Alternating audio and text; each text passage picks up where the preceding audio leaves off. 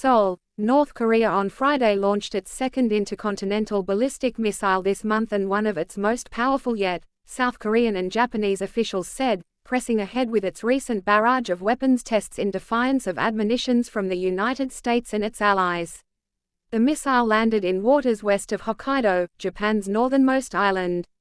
While it was airborne, the commander of the United States Air Force 35th Fighter Wing ordered all personnel at Misawa Air Base in northern Japan to seek cover, a precautionary measure that underscored rising concern in the region over the North's brinkmanship.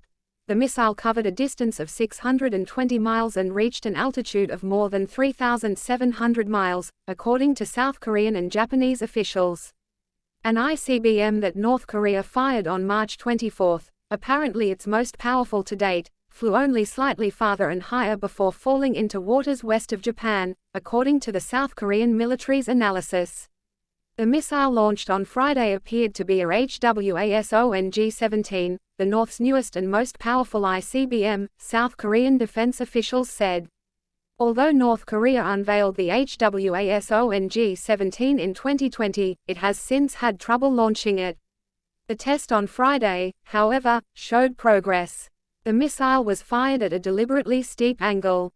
But the flight data showed that if launched at a normal ICBM angle, it theoretically could reach anywhere in the United States, according to missile experts. Nonetheless, the experts say that North Korea has never demonstrated that its ICBM warhead can survive the heat and friction when it re-enters the Earth's atmosphere after soaring into space. North Korea is repeating provocations with unprecedented frequency, and this is absolutely unacceptable, Prime Minister Fumio Kishida of Japan told reporters in Bangkok, where he was attending a regional summit, on Friday. He said the missile had landed within Japan's exclusive economic zone, and he warned boats in the area to avoid contact with anything that looked like missile parts. Vice President Kamala Harris, who was also at the Bangkok summit, convened a meeting with Mr. Kishida and other regional leaders to consult on next steps after the launch. We strongly condemn these actions and we again call for North Korea to stop further unlawful, destabilizing acts, she said. Hours after the North Korean launch, a South Korean F-35A stealth military jet fired a guided bomb to destroy a mock North Korean missile launcher vehicle, the South Korean military said. 4 South Korean F-35s and 4 American F-16 jets also flew in formation off the east of South Korea in a show of force against the North, it said. North Korea's missile tests an increase in activity. In recent months, North Korea has conducted several missile tests, hinting at an increasingly defiant attitude toward countries that oppose its growing military arsenal. Here's what to know: UN resolutions. Tensions on the Korean peninsula started rising in 2017, when North Korea tested 3 intercontinental ballistic missiles and conducted a nuclear test. The United Nations imposed sanctions, and Pyongyang stopped testing nuclear and long-range missiles for a time. Failed diplomacy. Former President Donald Trump met with Kim Jong-un, the North Korean leader, 3 times between 2018 and 2019, hoping to reach a deal on North Korea's nuclear and missile programs. After the talks broke down, North Korea resumed missile testing. An escalation. North Korea started a new round of testing in September 2021 after a 6-month hiatus. It subsequently completed several tests, including the firing of multiple intermediate-range and intercontinental ballistic missiles that violated the 2017 UN resolutions. New provocations. Mr. Kim has launched a record number of missiles this year, hoping to leverage US-China tensions and exploit hostilities toward Moscow. He has said a neo-Cold War is emerging, and seems to see the geopolitical tide turning in North Korea's favor. North Korea has launched at least 88 ballistic and other missiles this year, more than in any previous year, flouting United Nations Security Council resolutions that forbid it from testing ballistic missiles as well as nuclear devices. In recent weeks, the tests have been increasingly provocative. On October 4, the North fired an intermediate-range ballistic missile over northern Japan, where it triggered air raid alarms, prompting residents to take cover. On November 2, it launched at least 23 missiles, one of which crossed the 2 Korea's maritime border and fell into international waters off South Korea's east coast, setting off alarms on a populated island.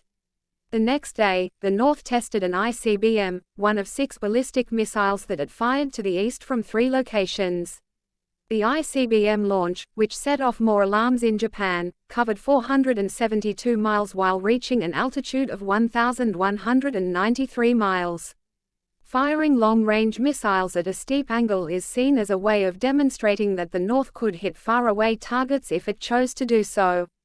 Victor Cha, Senior Vice President for Asia and head of the Korea Division at the Center for Strategic and International Studies in Washington, said the recent flurry of tests had been enabled by China and Russia, 2 veto-wielding Security Council members that have scuttled American-led attempts to impose new sanctions on the North. Mr. Cha added that the recent face-to-face meeting between President Biden and Xi Jinping of China made pretty clear that there was no progress on North Korea. In fact, China almost is sort of decoupling from the North Korea problem and saying, "It's all your problem, so China's not going to help." Japan said the missile appeared to have landed about 130 miles off its shores, and personnel at a United States Air Force base in Japan were ordered to take cover. North Korea fired a short-range ballistic missile from its east coast on Thursday, 2 hours after its foreign minister, Chu Sun-hui, warned that the North's response would become fiercer if the United States, South Korea and Japan stepped up their military cooperation. The leaders of those 3 nations met in Phnom Penh, Cambodia, on Monday and vowed to work together to strengthen deterrence against the North. They agreed their countries would share warning data in real time to improve their ability to detect and assess the threat posed by incoming North Korean missiles, and Mr. Biden reiterated the United States' commitment to defend its East Asian allies with the full range of capabilities, including nuclear. North Korea's leader, Kim Jong-un, has repeatedly vowed to make the country's nuclear arsenal and missile fleet bigger and more sophisticated. Analysts say Mr. Kim sees that as essential to ensuring his regime's security, boosting his leverage in any future arms control talks with Washington and tipping the balance of military power between North and South Korea in the North's favor. North Korea first launched ICBMs in 2017, claiming that it could now strike the United States mainland with a nuclear warhead. That year, it also conducted its most recent nuclear test, its 6th. Soon afterward, Mr. Kim announced a halt to all nuclear and long-range ballistic missile tests, part of the diplomatic push that led to his series of summit meetings with then-President Donald J. Trump. Those talks collapsed with no agreement on rolling back the North's weapons program or lifting the UN sanctions imposed in response to it, and this year, North Korea ended its self-imposed ICBM test moratorium. Between February and May, North Korea conducted 6 missile tests that appeared to involve ICBMs, including a HWASONG-17. In March, one of them exploded shortly after takeoff, according to South Korean officials. After its powerful ICBM test in March, North Korea said that missile had been a HWASONG-17. But South Korean officials later said it had actually been an older model, a HWASONG-15, accusing the North of exaggerating its weapons development progress by falsely claiming a successful HWASONG-17 launch. The missile launched on November 3 did appear to be a HWASONG-17, the officials said. Though they believe the test ended in failure, they also said it indicated that the North was making some progress with the 2-stage missile. Unlike the one that exploded in March, the HWASONG-17 launched in November successfully separated its second, warhead stage, they said.